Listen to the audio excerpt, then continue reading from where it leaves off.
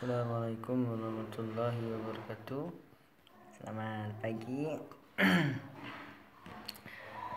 Alhamdulillahirabbil alamin. Allahumma shalli ala sayyidina Muhammad wa ala ali sayyidina Muhammad. Alhamdulillah kita masih diberikan kesempatan sehingga masih dapat menonton video tentang manajemen mutu ya. Hari ini kita akan lanjutkan pembahasan berikutnya tentang pengertian, dimensi dan peningkatan mutu.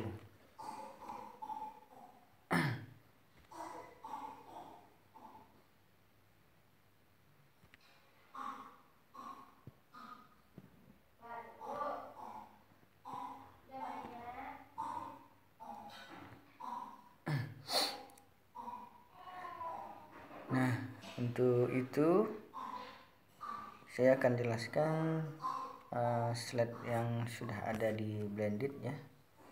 Kemarin kita sudah jelaskan tentang pengertian mutu ya.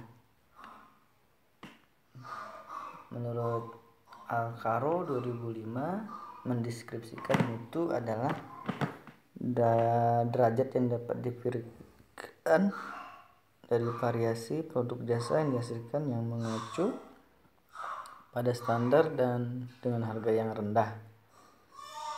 Sedangkan menurut Salis 2005 mendeskripsikan komponen Q dalam definisi Total Quality Management adalah Q adalah quality, inti KM is Total Customer Satisfaction, which become the center of the whole organization, manager and their staff ya.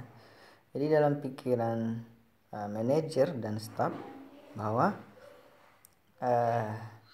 kepuasan konsumen dari suatu produk quality baik jasa maupun produk adalah tujuan utama ya dari organisasi atau produk yang ditawarkan. Menurut Tijiptono ya, dimensi mutu ada 5 ya. Pertama adalah performa. Performa ini adalah kemampuan ya, kekuatan. Misalnya sepeda motor ya, performanya 1 liter bisa untuk 40 km ya. Atau misalnya Fortuner mobil ya, bukan minyak goreng ya, itu memiliki kekuatan jelajah yang sangat jauh karena kapasitas mesinnya bisa di segala medan ya, performanya sangat luar biasa, bisa di medan yang off-road, kota maupun medan-medan ekstrim ya. Selain itu ada mobil balap ya, seperti Toyota Supra misalnya ya, atau Mercedes atau mobil-mobil balap lainnya ya, atau Ferrari, itu memiliki targetnya adalah performa mesinnya ya, kekuatan dari mesinnya. Berapa saja kekuatan mesin yang dia miliki ya. Berikutnya adalah tambahan fitur. Fitur ini adalah kelengkapan. Misalnya handphone ya, zaman sekarang tidak mungkin tidak memiliki kamera ya, karena itu fitur tambahan yang diberikan oleh handphone. Atau internet ya, internet yang tidak memiliki HP yang tidak memiliki internet ya percuma saja ya. Berikutnya adalah kehandalannya. Semakin handal suatu produk, maka semakin bagus pula kualitas produknya. Kehandalan ini seperti bisa baterai handphone ini memiliki kehandalan yaitu mampu bertahan 10 jam ya setelah penuh. Itu dimaksud dengan kehandalan. Yang keempat, memenuhi kebutuhan pelanggan. Nah, Kebutuhan pelanggan ini sebelumnya harus dilakukan riset dulu, dilakukan penelitian dulu, atau dilakukan survei ya. Sebenarnya apa kebutuhan dari pelanggan tersebut. Yang berikutnya adalah daya tahan ya. Apakah daya tahan produk ini bisa diandalkan ya. Daya tahan dari produk Honda ya sudah terjamin dapat bertahan di segala medan, dan daya mesinnya juga bisa bertahan selama berpuluh-puluh tahun ya. Bahkan menjadi motor klasik. Nah, dibandingkan dengan motor-motor atau produk baru dari Cina yang memiliki daya tahan yang rendah. Jadi itu ya, ada 5 dimensi mutu menurut Digiptono. Pertama, performa, tambahan fitur, kehandalan, memenuhi kebutuhan pelanggan, dan daya tahan.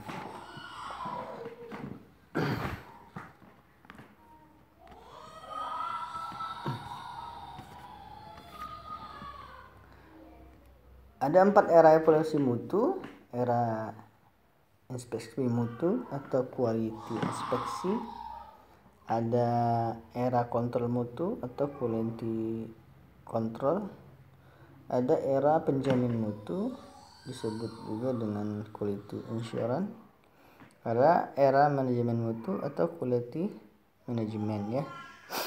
Jadi ini 4 evolusi ini ya.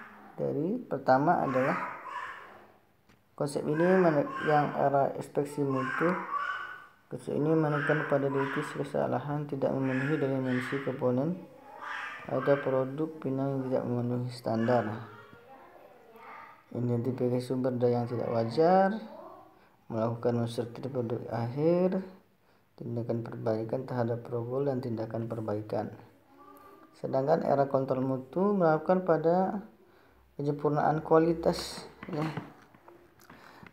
Kegiatannya adalah deteksi koreksi karyawan ya, pengetesan produk testing, seperti di mobil ada tes tabrak ya, di tes drive. Terus perencanaan dasar mutu, penggunaan statistik dasar, statistik meriksa kertas kerja ya, masih ada produk akhir yang tidak memenuhi standar. Sedangkan era penjamin mutu kegiatannya adalah manual mutu yang lengkap ya, adanya perencanaan mutu,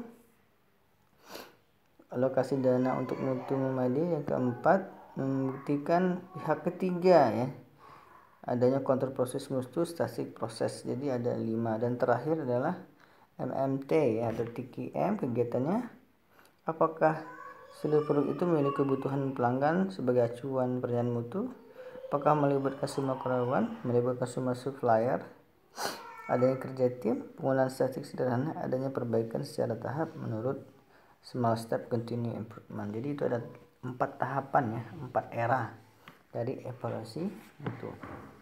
Ini dia ya, era mutu dan waktu ya. Yang paling penting adalah setelah TQM ya, ada continuous improvement. Setelah produk itu dipasarkan dan diterima di produk, maka pelanggan akan melakukan berikan masukan atau pesaing membuat produk lebih bagus, maka kita harus meningkatkan continue improvement ya, melalui inovasi dan sebagainya. Ini ya beberapa evaluasi tadi sama ya. Ini singkatannya. Sedangkan peningkatan mutu berkesinambungan adalah melalui perbaikan terus-menerus secara sistem dan proses kerja berlibat untuk menghasilkan mutu yang secara terus meningkat. Ini gambar tangga peningkatan mutu berkesinambungan dengan siklus Deming ya. Nah, ini 5 pilar manajemen mutu.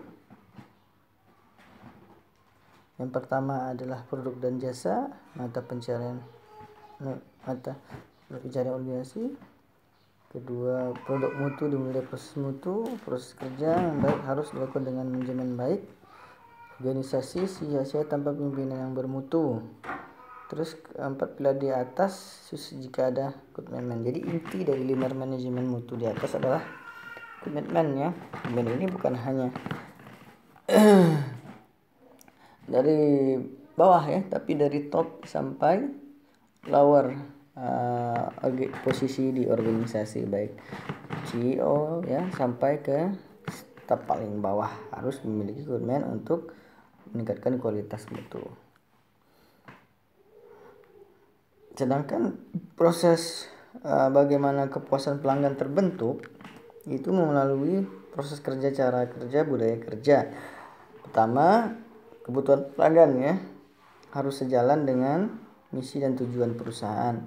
Terus harus ada juga motivasi pengembangan karyawan, harus ada juga kecakapan bawahan, terus ada juga dorongan perbaikan. Nah, tadi partisipatif. Nah, dari semua itu harus ada komitmen atasan ya. Setelah ada komitmen atasan ya, dari unsur-unsur di atas, baru produk itu bisa bermutu tinggi dan bisa memuaskan kepuasan pelanggan. Nah, mungkin itu saja ya untuk pertemuan kedua ini dari manajemen mutu ya.